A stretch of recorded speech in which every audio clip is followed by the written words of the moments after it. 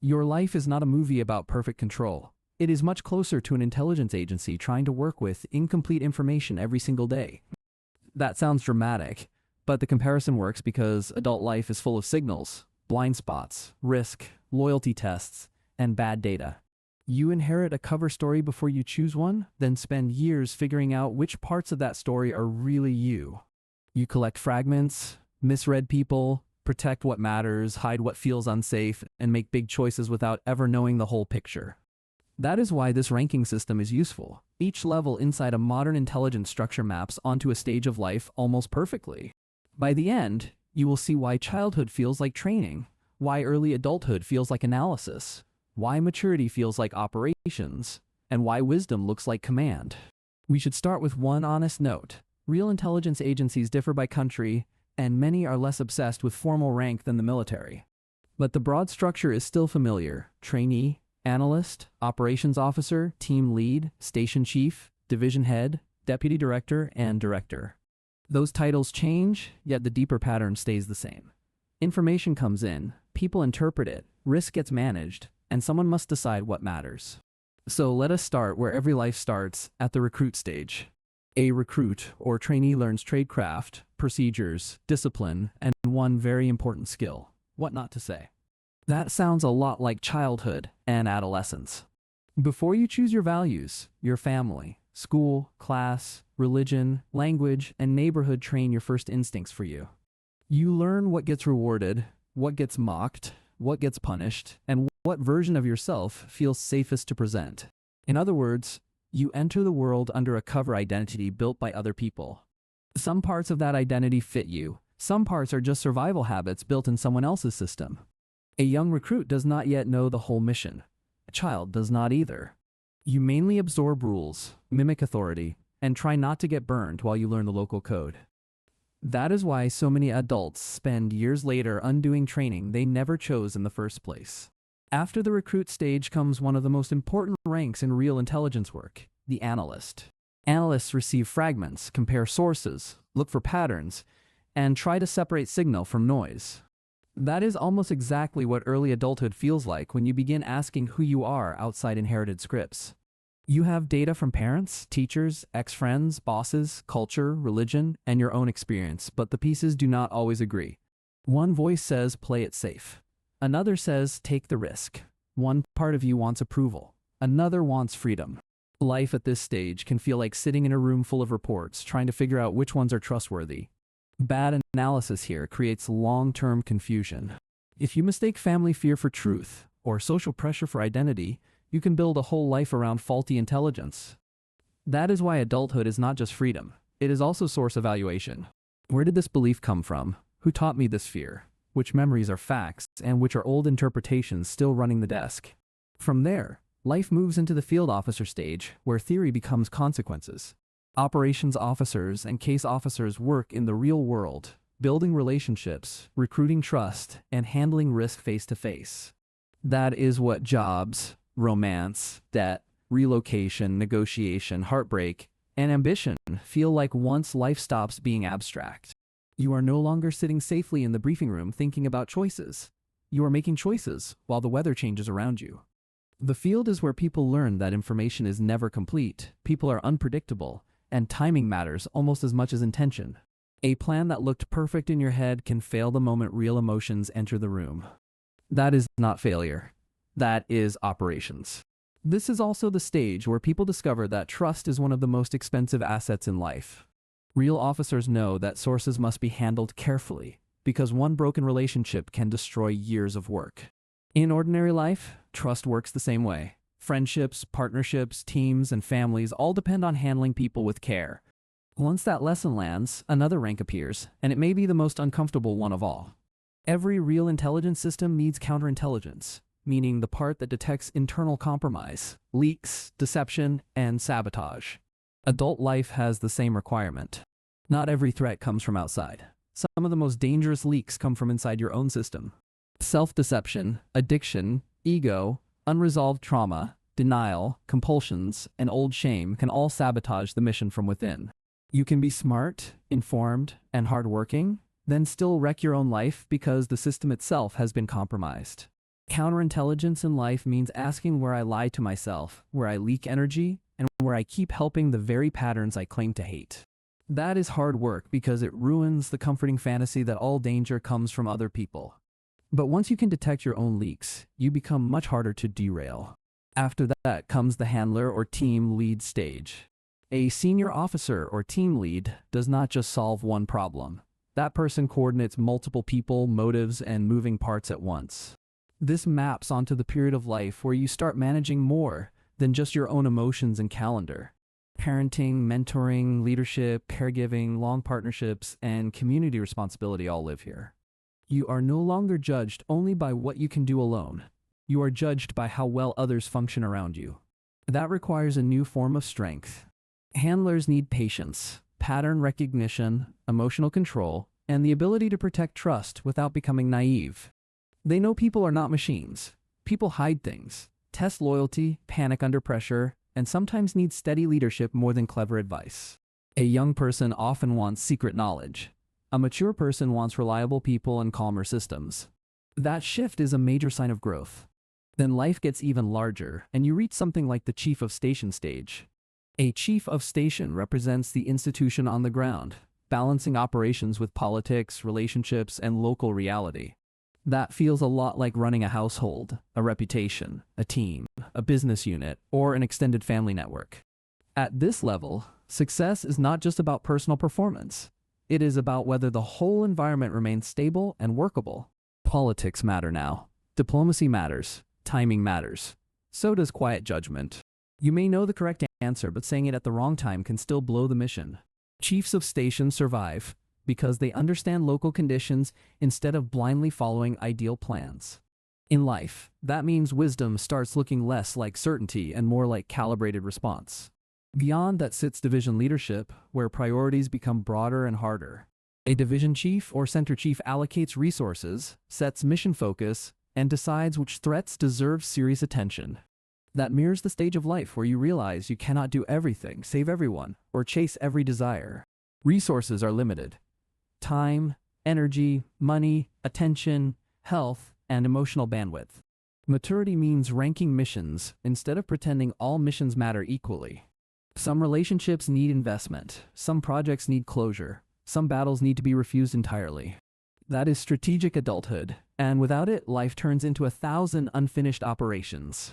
Above that is the deputy director level, where multiple systems must be integrated at once. A deputy director deals with competing priorities, overlapping risks, and the hard reality that every choice creates trade-offs somewhere else. Life at this stage can feel like balancing work, family, health, money, aging parents, children, and your own unfinished inner life all at once. There is no clean dashboard where everything stays green. You make the best call you can, knowing some cost will still appear later. That brings us to the final rank, the director. People imagine the director as the one who knows everything. In reality, the director is the one who carries ultimate responsibility under uncertainty. That is also what deep maturity feels like. The final stage of growth is not domination. It is discernment. What is the mission now? Which assets must be protected? Which operations should end? Which losses must be accepted instead of endlessly avenged? A wise person does not try to control every variable. A wise person chooses what deserves command attention. This intelligence metaphor becomes even stronger when you look at the core ideas inside the field. Take need to know, for example. In intelligence work, not everyone gets every piece of information. In life, not every thought deserves full access to your nervous system either. If you give equal power to every fear, every opinion, every insult, and every temptation, your internal agency becomes chaos. Or consider sources and methods, where your beliefs come from matters as much as the beliefs themselves. A belief learned through fear, shame, or propaganda should not carry the same weight as one tested against reality. Then there is tradecraft, the boring but essential discipline that keeps missions alive. Real success often looks dull from the outside. Sleep, routines, budgeting, boundaries, and follow-through are emotional tradecraft. People who skip the boring systems often blame fate for failures caused by bad procedure. Cover stories matter too. Almost everyone maintains identities that are partly true and partly protective. Some cover stories help you function. Others slowly trap you in a role you no longer believe. Signal versus noise may be the biggest adult skill of all. Every day throws alerts, opinions, temptations, drama, and distractions at you. Most of it is noise. People suffer less from a lack of information than from weak filtering. There is also blowback, the intelligence term for long-term damage created by short-term success. A fast win, a manipulative tactic, or an ego-driven decision can solve today's problem and poison the future. Adults learn this when control tactics destroy trust, when avoidance becomes isolation, or when comfort habits quietly wreck health. Compartmentalization belongs here too. In survival situations, people split parts of themselves to manage different worlds. That can be useful for a while, but if every part of you lives in a separate locked room, intimacy becomes difficult. Risk assessment ties all of this together. And mature life is not risk-free. It is risk-literate.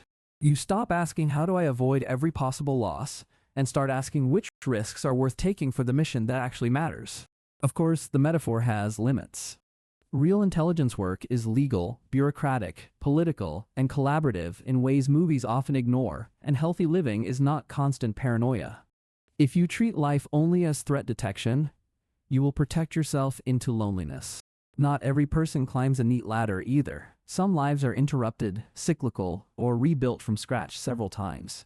Still, the comparison holds because life does resemble intelligence work more than most people admit. You inherit narratives, test loyalties, manage scarce assets, survive deception, and make choices under incomplete information.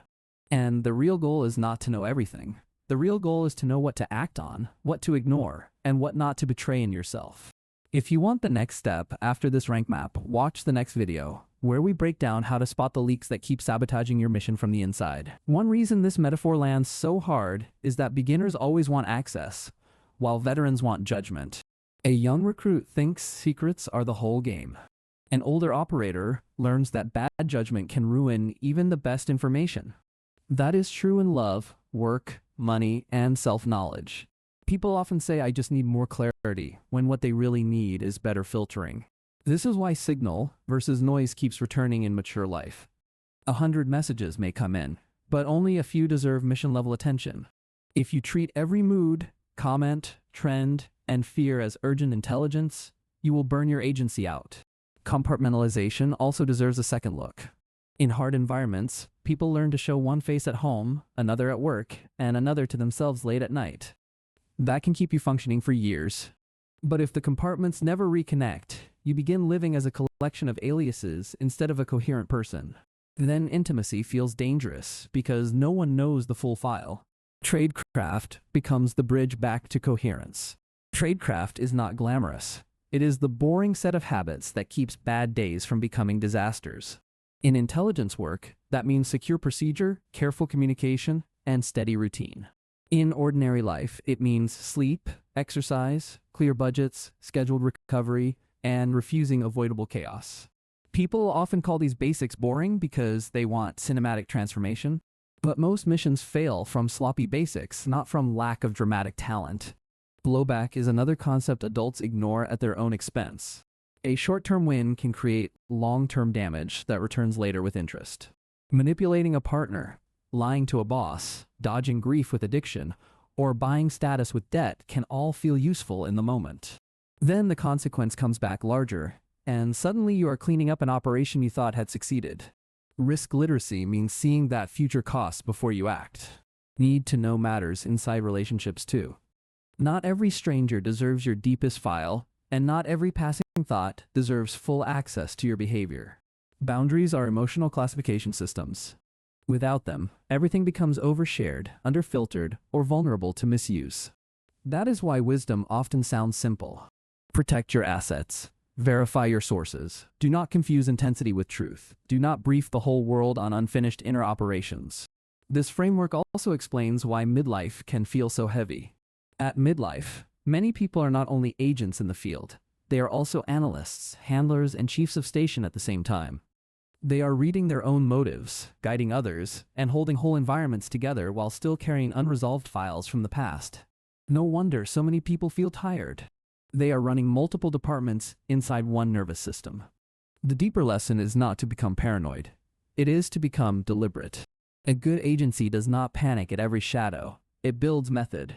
A good life works the same way. And the final test of rank is not how much you know, it is what you can be trusted to do with what you know. Mission clarity deserves its own rank because many adults suffer from success on missions they never truly chose.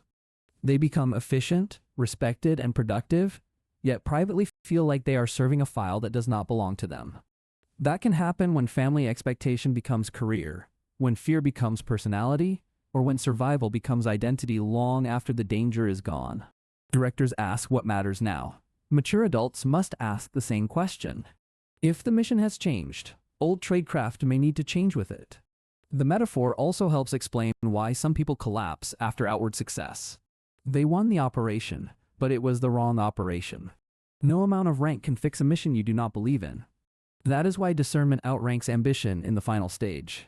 And if your life feels noisy right now, the next useful move may not be a bigger plan. It may be a better filter, a cleaner source, or one honest report about what is actually happening inside the agency. There is also mercy in this metaphor. An agency can be infiltrated, overworked, misinformed, or forced to rebuild after failure, and a human life can too. That does not mean the mission is over. It means reassessment is part of the work. Sometimes the bravest move is not another operation. It is shutting one down, reviewing the damage, and rebuilding the system with better sources. That is true after heartbreak, addiction, burnout, betrayal, or years spent serving the wrong cover story. Real wisdom is not never being compromised. It is noticing compromise early enough to protect what still matters. You could even say the healthiest life is not the one with no secrets, but the one with honest internal reporting. When the analyst can tell the director the truth, better decisions become possible. When denial blocks the report, the whole organization suffers. That is why self-honesty may be the highest clearance level of all. And once mission, source, and tradecraft begin to align, life feels less like chaos and more like coherent service to what actually matters. A clear inner chain of command is one of the quiet forms of peace.